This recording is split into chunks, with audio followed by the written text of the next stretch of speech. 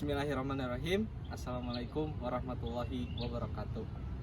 Perkenalkan, nama saya Firjahmat Faisal dengan NIM 12034030108.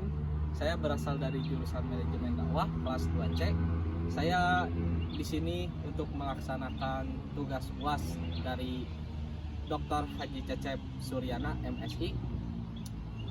Baik, selanjutnya ada pun soal-soal yang diberikan oleh dosen pengampu, yaitu soal yang pertama.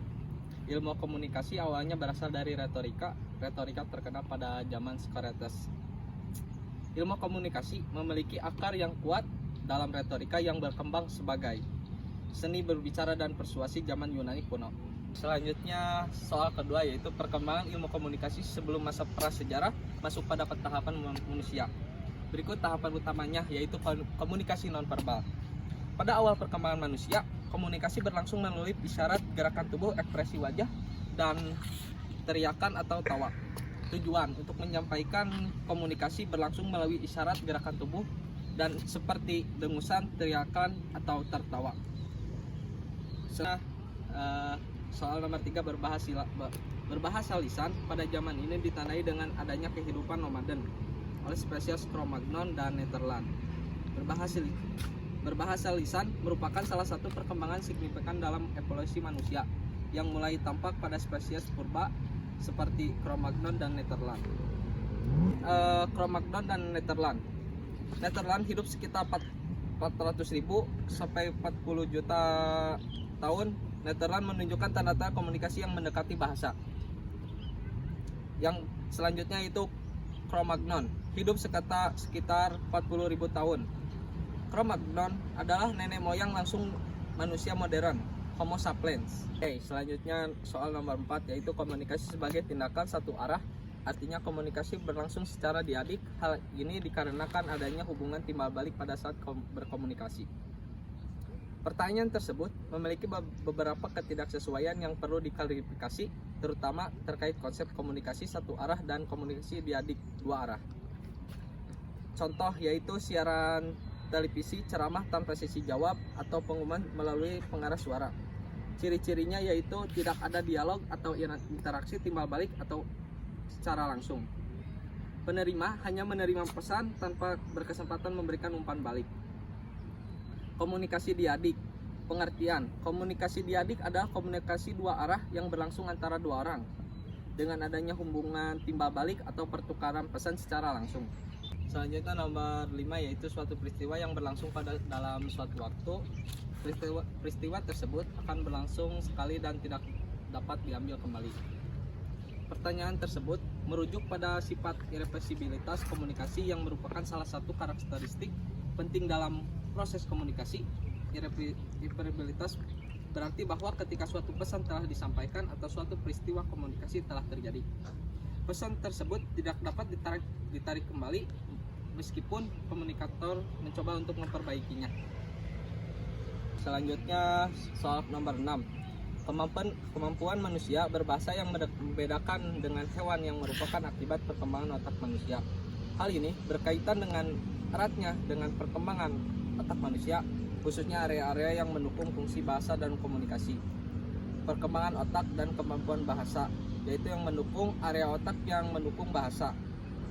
Yang kedua yaitu kemampuan kognitif manusia. Simbolisme, kemampuan manusia untuk menggunakan simbol seperti kata-kata atau tanda untuk mewakili sesuatu. Yang ketiga itu evaluasi otak. Manusia modern atau disebut bisa Homo sapiens memiliki otak yang lebih besar dibandingkan nenek moyangnya, seperti Homo erectus atau Homo habilis. Selanjutnya yaitu nomor 7, teori kognitif menjelaskan suatu organisme dirangsang oleh stimuli dan dari luar, maka seseorang cenderung akan memberi reaksi.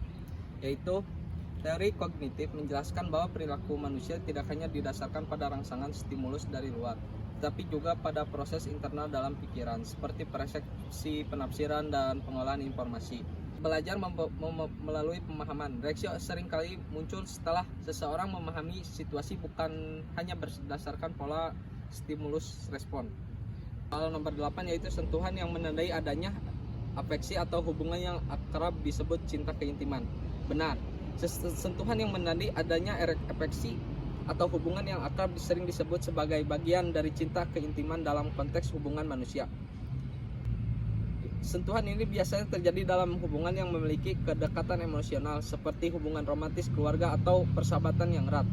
Yang kedua itu nonverbal, yang bermakna sentuhan sering sekali menjadi bentuk komunikasi nonverbal yang mendalam. Oleh karena itu, membantu menciptakan rasa aman dan nyaman dalam hubungan dengan cinta keintiman. Cinta keintiman adalah salah satu dimensi cinta yang mencakup rasa kedekatan, kehangatan, dan keterhubungan emosional. Selanjutnya itu nomor 9. Pada jarak interpersonal tentang 1,2 meter, artinya mereka termasuk personal touch. Pada teori jarak interpersonal yang diperkenalkan oleh Edward T. Hall melalui konsep proxemics, jarak sekitar 1,2 meter termasuk dalam personal distance, jarak personal. Selanjutnya nomor terakhir, yaitu nomor 10. Dimensi isi menunjukkan bagaimana cara mengatakan ini mengisyaratkan bahwa hubungan peserta komunikasi dan menunjukkan bagaimana pesan itu ditafsirkan. Pertanyaan tersebut mengacu pada konsep dimensi isi dan dimensi hubungan dalam komunikasi yang sering dijelaskan dalam teori komunikasi interpersonal. Dimensi ini menunjukkan bahwa komunikasi bukan hanya tentang apa yang dikatakan, tetapi juga tentang apa yang cara mengkatakannya, yang dapat mengisyaratkan hubungan antara peserta komunikasi. Baik, terima kasih kepada teman-teman yang mau mendengarkan penjelasan atau soal-soal yang diberikan oleh dosen pengampu. Baik, kan cukup sekian. Terima kasih. Wassalamualaikum warahmatullahi wabarakatuh. Sip.